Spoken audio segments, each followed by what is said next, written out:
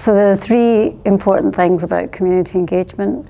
The first one is that you cannot underestimate the experience of the grassroots in the work that you do. It is imperative that we engage with communities because communities have a voice that we might not hear in our own organisations, so we do really need to reach out. The second thing is to not be afraid to speak to others that are not like ourselves, and that can be hard at times. We live in our own environments, we have people around us like ourselves, but sometimes it can be challenging to reach out to others with different lived experiences. So be brave and be curious, be confident to reach out.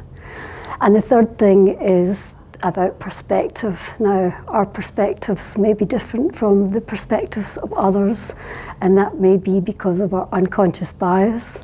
We all have unconscious bias, and we need to be able to recognise that, to be able to challenge it, and to be able to challenge each other and how we think about the perspective of others. So they're my three top tips. Sport can't sit in a silo. We are part of a bigger system and part of society.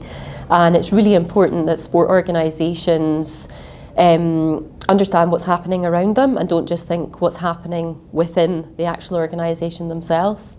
So going out into communities and understanding the demographics of that community, comparing the demographics of that community to the communities that exist within their membership, and understanding where the gaps are and where the opportunities are, importantly.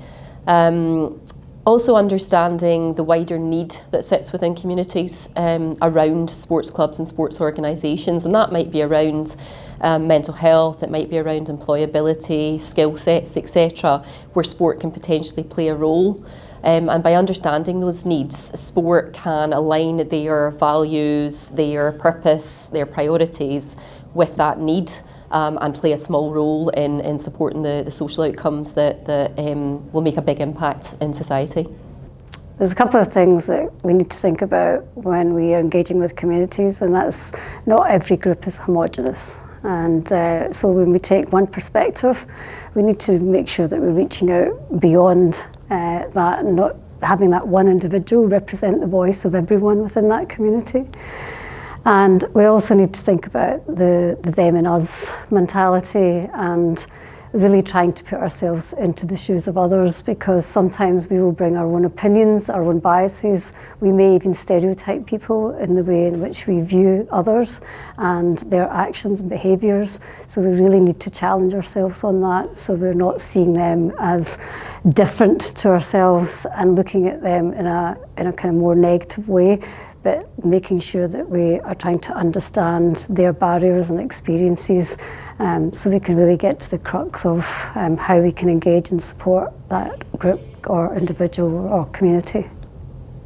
Sometimes we don't have much time to engage because we're just trying to get the job done, but actually it's such a crucial part of what we have to do and who we engage with. But we have to be careful that we don't always reach out to the same people, and it doesn't always necessarily have to be other sport organisations or sport clubs or people that are involved in sport. Look beyond the usual suspects and think about who else could I reach out to, who might really benefit from sport. It might be a youth group, it might be a slimming group, it might be a women's older group that is in the community.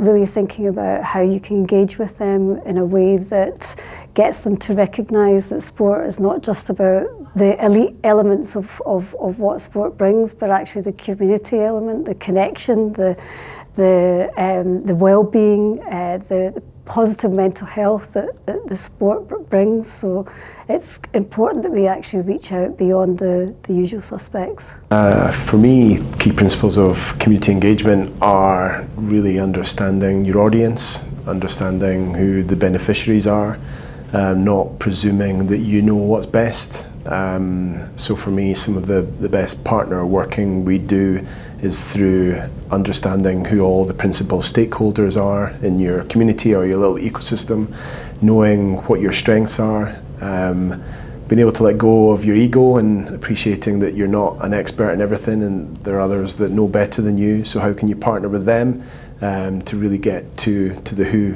the people that you're looking to support, with services that are informed by what their needs are. So, one of the other things that we need to think about is, when are we consulting and when are we engaging? Now, we hear this term consultation fatigue because groups tend to be consulted on various things, but the downside of that is they don't see the outcomes for themselves and for the communities. So we need to know that distinction between what is consultation and what is engagement. Consultation is about reaching out, getting perspectives, listening, but engagement is involving people in the decision making. So how do you co-create, how do you co-design, how do you work together to create partnerships, to create programs, sporting programs that really can benefit everyone. So it's quite important to think about that distinction between consultation, it's just listening, but engagement is about involving.